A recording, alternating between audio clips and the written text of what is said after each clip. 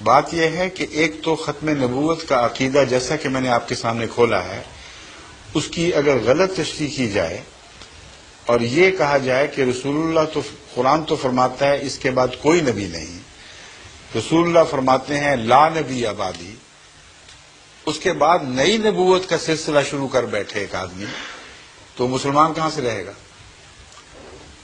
جس نے ختم نبوت کی مہر توڑ دی، جس نے رسول اللہ علیہ وسلم کی غلامی سے آزاد ہونے کا ادعا کر لیا، وہ بھی کافر، اس کے ماننے والے بھی کافر۔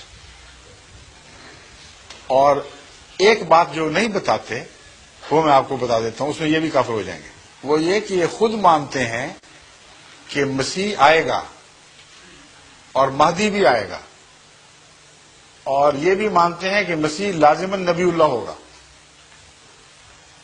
تو آئیڈینٹی کا فرق ہے، عقیدے میں تو فرق ہی کوئی نہ رہا۔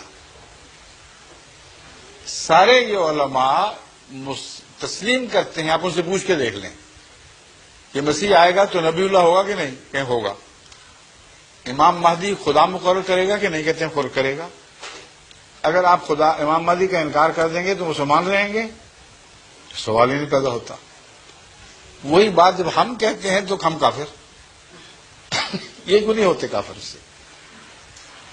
اگر زہر ہے تو سب نے کھایا ہوا ہے، پھر یہ اجتماعی خودکشی ہونی چاہیے، لیکن ہم بچ جاتے ہیں اس وجہ سے کہ ان کا اپنا عمل، ان کا اپنا موقف ان کو جھوٹا قرار دے رہا ہے۔ بس اگر غیر مسلم بنتے ہیں تو یہ بنیں گے، ہم نہیں بنیں گے۔ اور حوالہ میرے پاس کیا ہے؟ رسول اللہ صلی اللہ علیہ وسلم کا۔ آن حضرت صلی اللہ علیہ وآلہ وسلم کے دو فتاوی ہیں جن کو پیش نظر رکھیں۔ ایک یہ کہ اگر کوئی مسلمان کو کافر قرار دے تو وہ غیر مسلم ہو، خود کافر ہو جائے گا۔ یہ وہ فتویٰ ہے جو علماء جانتے ہیں کہ صحیح ہے، اور اس کے متعلق کوئی بحث نہیں اٹھائے گی کہ کمزور حدیث کی بات ہے۔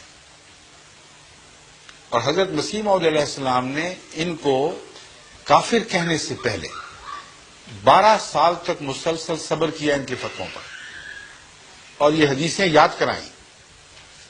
آپ نے فرمایا کہ میں کسی کلمہ گو کو کافر نہیں کہنا چاہتا، میرا انکار بھی کرتے ہو پھر بھی میں کہہ سکتا، میرے دل میں یہ طاقت نہیں کہ میں کلمہ گو کو کافر کہہ دوں، مگر میں تمہیں یہ حدیث بتا رہا ہوں، اگر تم باز نہ آئے تو پھر محمد رسول اللہ صلی اللہ علیہ وسلم کے فتوے کے خلاف میں کوئی فتویٰ نہیں دے سکتا۔ کہ رسول اللہ صلی اللہ علیہ وسلم نے فرمایا ایک زمانہ آئے گا جب میری امت یہودیوں کی طرح 72 فرقوں میں بٹ جائے گی۔ یہ وہ حدیث ہے جسے مولوی عبد الوہاب صاحب جو وہابی فرقے کے سربراہ ہیں، انہوں نے بڑی شد و مت سے اپنی صداقت کی نشانی کے طور پر پیش فرمایا ہے۔ وہ کس طرح؟ وہ یوں کہ کہتے ہیں کہ رسول اللہ صلی اللہ علیہ وسلم نے فرمایا 72 فرقوں میں بٹ جائے گی، وہ 72 کے 72 جہنمی ہوں گے، سوائے ایک کے جو 73ویں جماعت ہوگی۔ تو مولوی عبد الوہاب صاحب نے یہ دعویٰ کیا، ان کی کتب میں لکھا ہوا موجود ہے کہ میں جس فرقے کا بانی ہوں یہ وہ 73ویں جماعت ہے، جس کے متعلق یہ خوشخبری تھی کہ یہ تو پکے مسلمان اور جنتی، باقی سارے 72 کے 72 جہنمی ہیں۔ حدیث تسلیم ہو گئی نا سعودی عرب کو پوری طرح۔ اب بتائیں 72 فرقے جہنمیوں کو وہاں حج کیوں کرنے دیتے ہیں اور صرف ایک کو باہر نکالا ہوا ہے، وہ جماعت احمدیہ؟ رسول اللہ صلی اللہ علیہ وسلم فرماتے ہیں 72 جہنمی ہوں گے، ایک جنتی اور وہ جماعت ہوگی، اور ان کے اپنے بانی فرماتے ہیں کہ ہم وہ جماعت ہیں، مگر 72 کی حدیث سچی، باقی سب جہنمی ہو گئے نا۔ ان جہنمیوں کے لیے دروازے کھولے ہوئے ہیں، ان کی خاطر مدارات ہوتی ہیں، حج کی ساری سہولتیں مہیا کی جا رہی ہیں، اور ایک کو نکال کے باہر پھینکا ہے، وہ ایک جماعت ہے، جماعت احمدیہ۔ اب یہ دلیل ایک اور شکل بن جائے گی، اختیار کر لے گی۔ ہو سکتا ہے یہ سارے سچے ہوں، ان معنوں میں کہ ہر ایک یہ سمجھتا ہے کہ ہم 73 میں ہیں، ہے نا ہر ایک کو حق، اگر ہمیں حق ہے تو ان کو بھی حق ہے۔ اگر ان کو حق ہے کہ وہ اپنے آپ کو 73واں سمجھیں اور باقی کو 72 سمجھیں، تو 72 میں بیٹھے کیا کر رہے ہیں؟ ان کے متعلق اعلان کیوں نہیں کرتے کہ تم ہرگز مسلمان نہیں ہو، تم جہنمی ہو؟ جب اعلان آتا ہے تو کہتے ہیں ہم 72 ایک طرف، جماعت احمدیہ ایک طرف، اور جب اپنا سچا ہونے کا دعویٰ کرتے ہیں تو کہتے ہیں ہم 73ویں جماعت ہے، 72 کے اندر بیٹھے ہوئے ہیں۔ اب آپ بتائیں، جس ہوٹل میں 72 کمرے ہوں، 72 کو آگ لگ جائے تو وہ 73 میں کمرے والے بیٹھے رہیں گے ان کے اندر شامل ہو کر؟ وہ تو ہر آدمی نکلنے کی کوشش کرے گا۔ رسول اللہ صلی اللہ علیہ وسلم نے آگ لگنے کی بات کی ہے، تو 72 کو آگ لگ گئی، یعنی گمراہ ہو گئے، اور یہ ان میں اندر بیٹھے ہوئے فخر سے کہہ رہے ہیں کہ ہم 72 ہی ہیں۔ تو ان کا ایک دوسرے کے خلاف جماعت احمدیہ کے مقابل پر اجتماع ان کے 72 ہونے پر سواد کر رہا ہے، اور جب 72 کا حصہ ہیں تو فتویٰ رسول اللہ صلی اللہ علیہ وسلم کا چلے گا، ان کا دعویٰ کوئی کام نہیں آئے گا۔ شیعوں کے اوپر دیکھیں کیسے کیسے فتوے ہیں جو سنیوں نے لگائے ہیں۔ شیعوں کے جوابی فتوے بھی بڑے سخت ہیں، مگر وہاں حج میں ان پر کوئی اعتراض نہیں۔ وہابی فرقہ توحید کے نام پر اٹھا تھا، اور سارے مزار جو ان کی عزت کی جاتی ان کو مٹا دیا گیا تھا، تمام احترام کی نشانیاں دور کر دی گئیں۔ لیکن بریلوی وہاں لاکھوں کی تعداد میں آتے ہیں جو داتا دربار کے سامنے بھی سجدے کرتے ہیں۔ ایسے مشرکوں کو تو اجازت دے دیتے ہیں اور کوئی پرواہ نہیں کرتے۔ سیاست بازی ہے، اس کے سوا کوئی بات ہی کچھ نہیں۔ تو ان کا فتویٰ بھی ویسا جیسا کہ ان کا عمل ہے۔ جب جماعت احمدیہ کے خلاف یہ فیصلہ ہوا کہ پاکستان کی نیشنل اسمبلی جس میں تمام فرقوں کے نمائندے موجود ہیں، انہوں نے متفق علیہ طور پر یہ فیصلہ کیا ہے کہ یہ سارے مسلمان اور صرف جماعت احمدیہ دائرہ اسلام سے خارج ہے۔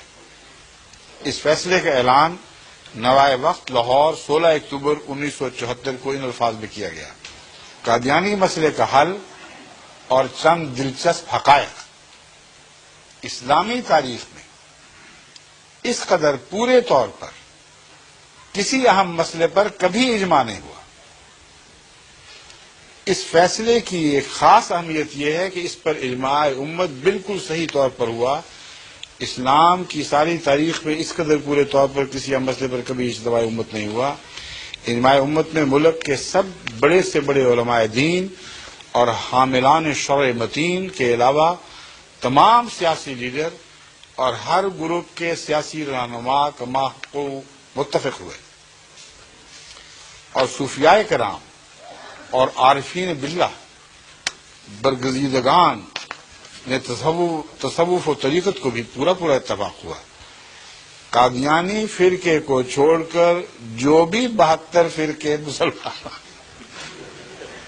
یہ تان ٹوٹ گیا۔